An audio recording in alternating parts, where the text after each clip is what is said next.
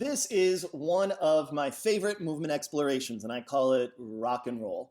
What we're going to be exploring is rocking side to side and rolling forward and back. And the reason those are so important to explore is because they're foundational movement patterns. They're the fundamentals of moving well or not moving well. I mean, you put a baby on the floor and its motor development pattern is it begins to rock and roll and try to figure out how to roll over, get on its side, get on its belly so that it can move forward in space. So our ability to rock and roll equals sign our ability to move better in space. It's also a really wonderful spinal massage.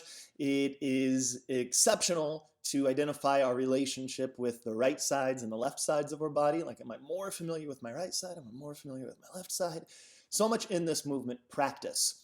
Additionally, how we're going to explore it today is through the lens of what's an exercise. So an exercise from my perspective is that what we're looking at is an expectation, a movement expectation. I expect to roll up off the floor and touch my toes, and a list of rules on top of that movement expectation. So I expect to roll up off the floor and touch my toes.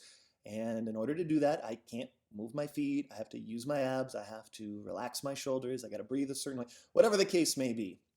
So exercise is a movement expectation with X number of rules. My lens or my platform for teaching is what I call lowest common denominator method, meaning what are the most macro, the most basic, the most gross and big cues and explorations and expectations I can give. And then on top of that, slowly adding in a few rules and encouraging you to explore your own set of rules.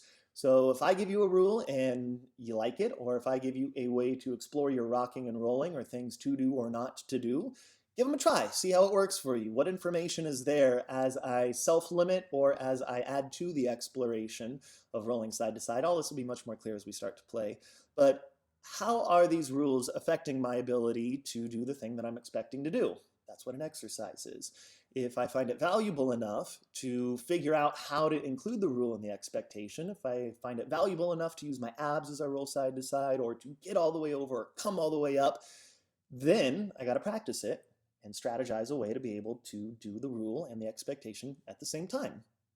That's also known as exercise. So here we go. We're going to play with first a rocking side to side and then a rolling forward and back and see how it goes. Let me know. Welcome to my mat. So I'm using a mat, but if you don't have one at home, no big deal. You can use the floor, you can use a blanket, you can use a towel, you can use the grass, you can use whatever you got. Again, lowest common denominator. We're taking away all of the excuses, and basically all you need is a swatch of ground to play on. So as mentioned, we are going to do a rocking exploration, a side-to-side exploration. And as we continue together, I'm going to have my own practice going on. I'm going to be cueing you some things that are interesting to me as I play, and hopefully it helps to inspire your own investigation in your body.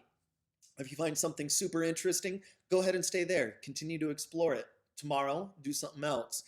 A week later, a month later, a year later, you'll find that new and other things are interesting to you. So there's no way to do this other than the way you want to do this. So we're going to start.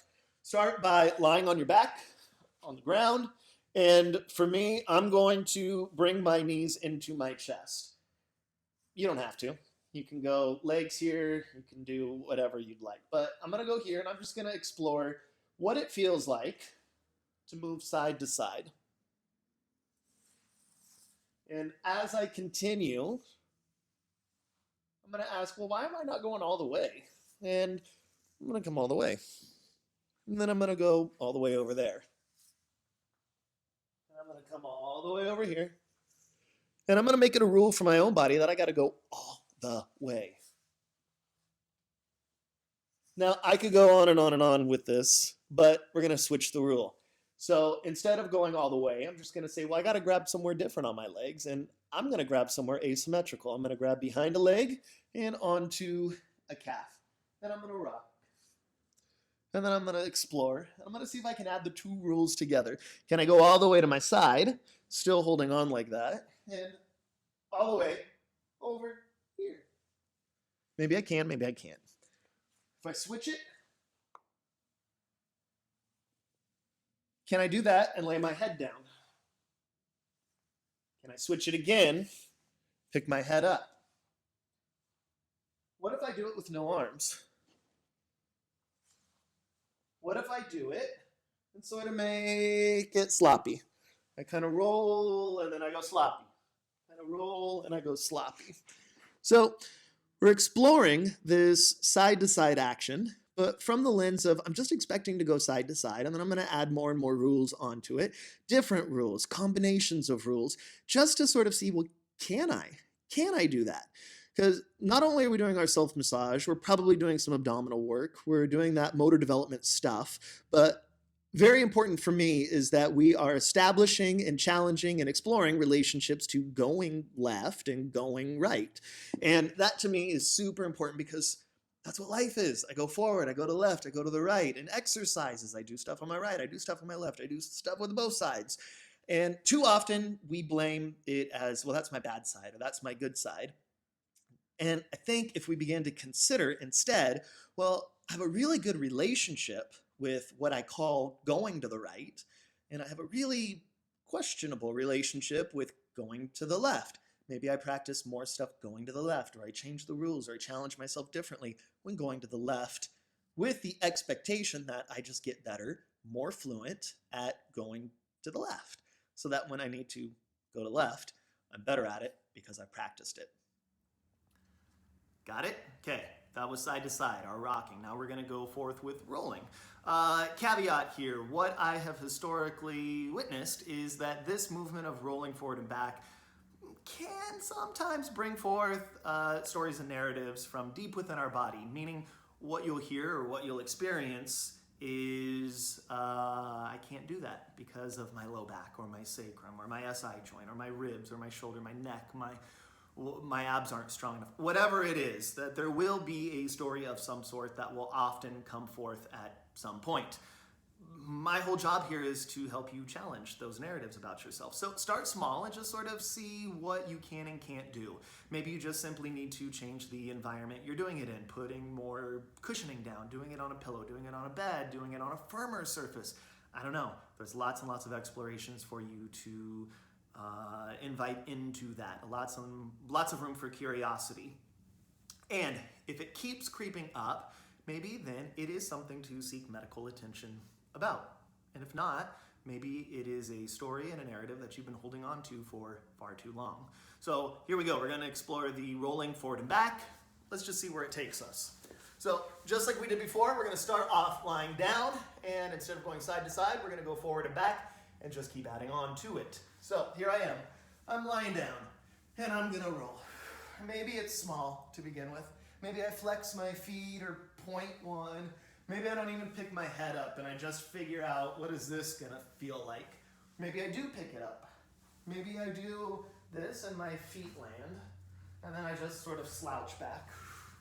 And I come up and I'm gonna get stuck. Or I can get stuck and keep going. I can keep my neck and head aligned. Or I can go, well, what happens if do I like that? Do I like this? Does it feel good? If not, strategize somewhere for your head to be that feels good. Do my arms work better like this? Like this? Do I put my feet down? Or do I kick my legs? Do I come back and just sort of do what I want to do? Do I come up, straighten out my spine, come back down? Do I put a leg out? I don't know, lots of options. And then start to have a little fun with it. So we had rocking and rolling. What if I combine them? What if I go to the side and I come down and work my way down? That could be fun. Or if I rolled to the side and came all the way up. What if I let go and I just strategized a way to go down, roll over, come up, rocking over, coming up. So many different options that stem forth from an exploration of rocking side to side, rolling forward and backwards, putting different rules on them, different value systems, and deciding, like, do I like that or do I not like that? And then deciding, well, if I do like that, it's just challenging. Is it worth me practicing more to get good at it? And what information is there? Does it help me self-discover going to my left better, going to my right better, and how would that impact my movement practice or my life? It can start off with this rocking and rolling stuff, or it could just be homework. Just maybe you like it, maybe you don't like it, and maybe that's the reason to do it. So some explorations and curiosity strikers for you to play with. I call it rocking and rolling. You can call it whatever you'd like, as long as you just move and just do it.